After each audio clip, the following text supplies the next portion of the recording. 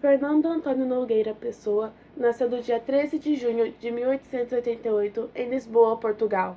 Ele é filho de Joaquim Seabra Pessoa, natural de Lisboa, e de Maria Madalena Pinheiro Nogueira Pessoa, natural dos Açores, também Portugal. Já aos 5 anos, ficou órfão de pai, e anos depois, sua mãe se casou com o comandante militar João Miguel Rosa, que foi nomeado cônsul de Portugal em Durban, na África do Sul. E graças a esse fato, ele e sua família se mudaram para a África do Sul. Lá, recebeu educação britânica, o que lhe proporcionou o contato com textos e autores como Shakespeare, Edgar Allan Poe, Lord Byron, entre outros. Em 1902, a família voltou para Lisboa, mas no ano seguinte, ele retorna sozinho para frequentar a Universidade de Cape Town, no Cabo da Boa Esperança. Passou a escrever textos em inglês e só começou a produzir em português aos 20 anos. Só para dar uma contextualizada, em 1910, diversas forças militares e civis portugueses se rebelaram contra a monarquia. Após muitos combates, essas forças saem vitoriosas e é proclamada a Primeira República Portuguesa, e em 1914 começava a Primeira Guerra Mundial. Em 1915, liderou um grupo de jovens, Mário de Sá Carneiro, Raul Leal, Luís de Montalvor, Almeida Nogueiros e o brasileiro Ronald de Carvalho, e juntos fundaram a revista Orfeu. A publicação da revista criou um cenário novo e polêmico na literatura portuguesa. Mas ela durou apenas um ano, por conta de problemas financeiros após o suicídio de Mário de Sá Carneiro. Essa revista teve tanta influência que a primeira fase do modernismo, que começou em 1915, se chama Orfismo, ou a geração de Orfeu, tendo Fernando Pessoa como o autor mais influente. As eram taxadas como intensas, elas não eram bem recebidas pela sociedade conservadora da época. Em decorrência disso, Fernando Pessoa começou a adotar heterônimos e, em vida, publicou apenas 4 de suas várias obras, sendo essas 35 sonnet, Antinous, Inscriptions e Mensagem. Apesar de Fernando Pessoa ter assinado textos literários com mais de 70 nomes, ele próprio afirmou a existência de apenas 3 heterônimos. Primeiramente, temos Alberto Caeiro, nascido em Lisboa, em 1889. É o mestre dos heterônimos, tendo como discípulo Ricardo Reis e Álvaro de Campos. Passou a vida no campo e ficou órfão de pai e mãe muito cedo, passando a viver com uma tia-avó.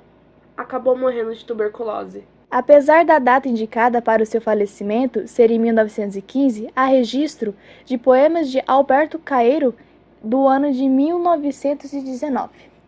Sua poesia é aparentemente simples, mas ela, na verdade, esconde uma imensa complexidade filosófica, a qual aborda a questão da percepção do mundo e da tendência do homem em transformar aquilo que vê em símbolos. Segundamente, temos Ricardo Reis. Ele nasceu em 1887 no Porto, não sendo conhecida a data de sua morte. Estudou medicina e antes em um colégio de jesuítas. Foi viver no Brasil em 1919, após a instauração da República em Portugal, porque era monarquista. Gosta do que é simples, mas no sentido de oposição ao que é moderno.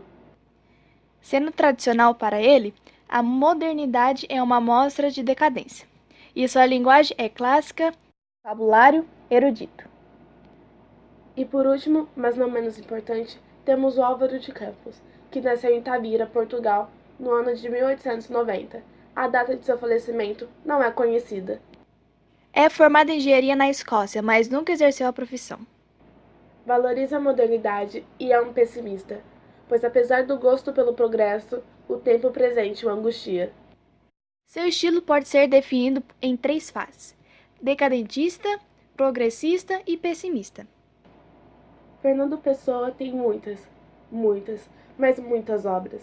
Então iremos apresentar apenas 2, a autopsicografia e o poema em linha reta. Poema em linha reta é uma composição que foi assinada por Álvaro de Campos. Há uma crítica evidente à sociedade a qual pertencia, expondo o modo como os outros apenas querem dar a conhecer o melhor de suas vidas. Em todo o poema existe um tom de desafio ou provocação aos seus pares. O sujeito lírico pretende, com sua composição, incentivá-los a contarem a verdade e a se mostrarem como são, a aceitarem que são humanos e falíveis, pois só assim podem criar relações verdadeiras. O poema Autopsicografia é uma obra que revela a identidade de um poeta e aborda o processo de escrever poesia.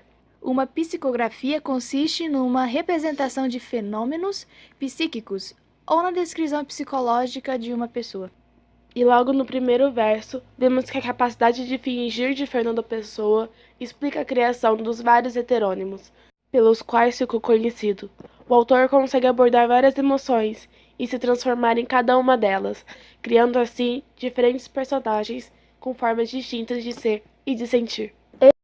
Ele foi vítima de cirrose hepática, faleceu aos 47 anos em 30 de novembro de 1935, na capital de Portugal. Fernando Pessoa foi um ser universal, de muitas personalidades, e que soube usar cada uma delas em suas obras, através de seus heterônimos. E como escritor, o seu legado deve ser apreciado por todos aqueles que tiverem a chance.